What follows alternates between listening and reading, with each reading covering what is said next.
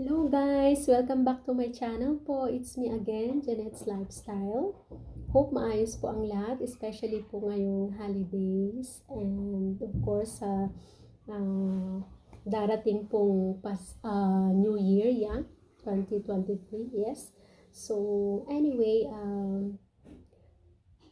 I just wanted to wish you all guys that hope you will have a prosperous and happy New Year of 2023. Yeah, so for my today's episode, I just wanted to share to you how I make my prosperity bowl for the year of 2023 or the year of the water rabbit. Yeah, so there you go. Ang kakailanganin lang po natin is cotton, yeah. Okay. And then I have here 12 pieces of stones, which is binalot ko lang po siya ng golden foil, or pwede nyo rin po siyang i-paint, yeah, if you would like to paint it, or balutin ng aluminum foil, which is gold or golden. So, or kung wala po kayong ganun, pwede rin pong as in bato na lang niya. So, syempre malinis pong bato. And I have here 12 pieces of coins. This is 1 pound. So, dapat po lahat is pareho po ng size, yeah. Or 2 pounds, ganun. Or pag sa Philippine peso po is 1 peso, 5 pesos, ganun. So, dapat po uniform niya. And 12 pieces because of the 12 months in 1 year. And I have here also the 12 golden coins, chocolate one. So, 12 din po siya. Ayan. Ang ginamit ko po is 2 pounds here, ganun po, yeah. So, dapat po is uniform, as what I have said, yes. At meron po tayong sticky rice. Ayan.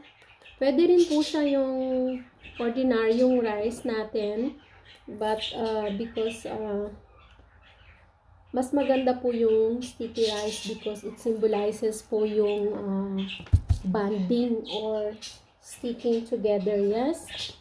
At meron po tayong ito, 8 pieces po siya, which is paper money. Dapat po uniform din. Yung ginamit ko po dito is 20 pesos. I will show you later how I did this. At binalot ko po siya ng golden foil as well. And tinalian ko po siya ng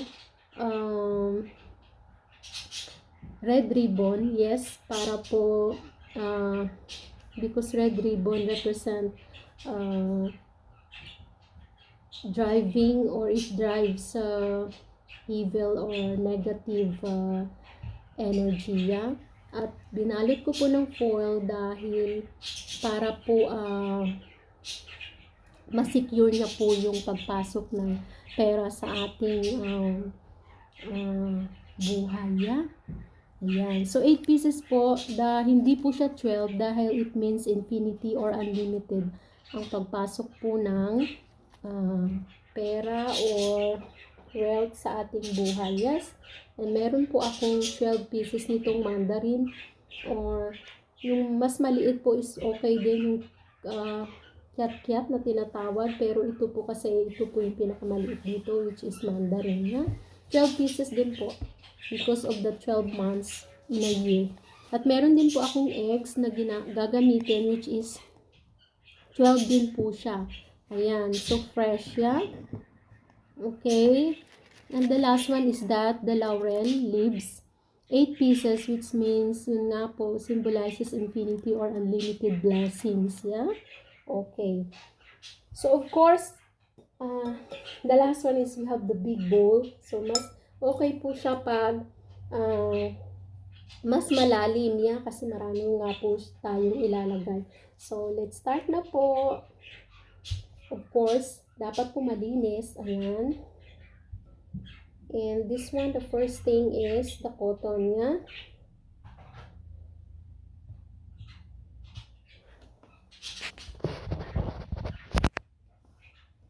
Ayan. So, ito pong cotton ay sumisimbolo ng mas magaan na pagpasok ng kayamanan, or swerte, or pera sa ating buhay. Yes? And at the same time, madali din po natin mariresolve or mariresolve ang anumang pong problema na darating po sa ating buhay, especially po ngayong 2023, which is the year of the rabbit. Yes? So, there you go. Next po is that ito pong bato. Yeah? As I've told you po, binalot ko lang po siya ng golden foil. Yes? Okay din po na wala siya. Yeah? Which represents a good foundation. Yeah? Or magandang pundasyon. Which symbolizes the earth element, kasi po meron po tayong 5 elements, according to feng shui. So this represents earth element and symbolizes a good foundation, yes, or stabilizes all the elements throughout the year. Yes, so ilalagay lang po natin siya, itong 12 pieces na stones. Ayan, binalot ko lang po siya ng golden foil. 2, 4, 6, 7, 8, 9, 10, 11, 12. Ayan.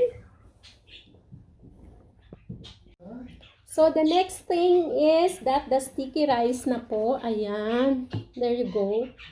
Yeah. Ayan. Ilalagay na po natin siya. The next, which is sticky rice. It symbolizes good harvest po, like sa work, sa school po natin, having a good grades, sa studies, ganun. Tapos, it symbolizes also strong bonding or strong relationship toward our family, friends, work, clients, yes? So, there you go. Ilalagay lang po natin siya. Okay lang po kung wala po kayong sticky rice. Yung ordinary rice lang po na ginagamit po natin sa ating hapagkainan is fine, yes? Okay.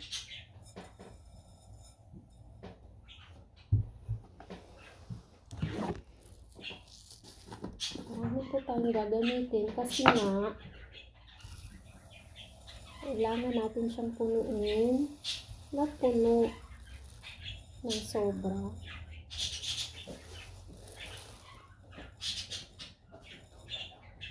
Ayan.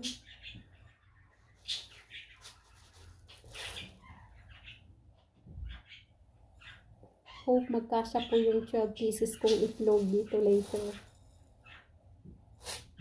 So, next thing po is that yung 12 eggs, which symbolizes 12 months of the year, of course, in the year of this water rabbit. 12 eggs means fresh start or new beginnings. Yes, so I have here 12 eggs. So, ito po, ilalagay lang po natin siya pa ito. Ayan, sa bowl. Ayan.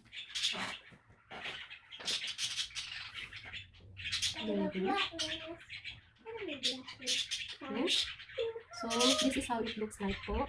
And then, next thing is that the 12 coins I have here. Sabi ko po is, it needs to be uniform po, Ayan, 12 coins.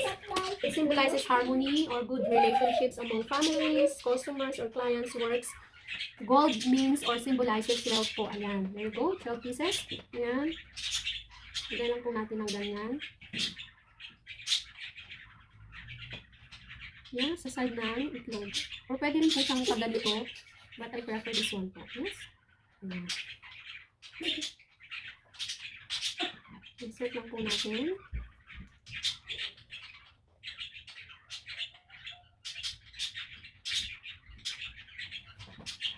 Ayan. Yes? And next one is that the 8 laurels po. The laurel or laurel leaves. Yeah?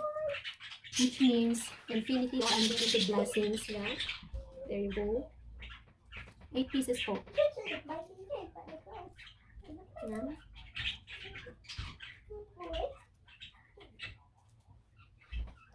And then the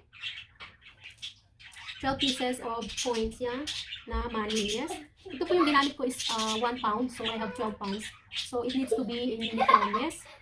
Nalagay lang po natin siya like this, yes. There you go. Ayan. So, ganyan lang po siya, yes. It looks like this, yeah. Yeah, so yung nilagay ko po natin 12 coins na pera is that it signifies balancing, yeah, or 12 months of the year, which is the year of the rabbit, the 2023, yeah.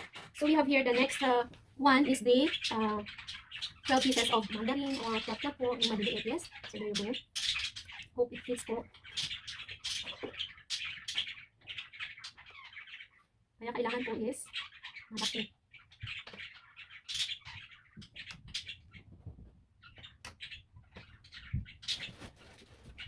So, ayan. Yeah, so 12 pieces, yes. Which means, signifies, because of the color nga po, it signifies wealth or connection, healing, protects our health, something like that, yes. So, kailangan po is 12 pieces, yeah. The next one is that, or the last one is that yung 8 pieces na paper money. Yung ginamit ko po is 20 pesos, yeah. It needs to be uniform, yes. There you go. Ito po siya. So, this is how I make it, yes. So, as what you've seen, ayan po, 20 pesos. And adding mo foil or adding or golden wrapper, yeah. Ginamit ko lang po siya. There you go. Madali lang po siyang gawin.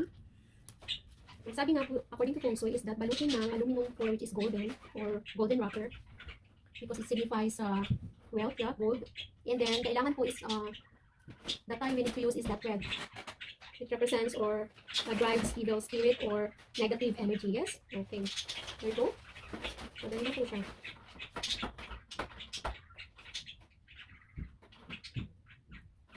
Yes, see? So, we need 8 pieces of this, yeah? So, I have here. So, ilalagay lang po natin siya ng ganyan. Ayan. Ayan. 5. 6.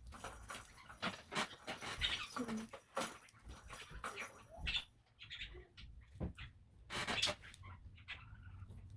So, ayan po, yes?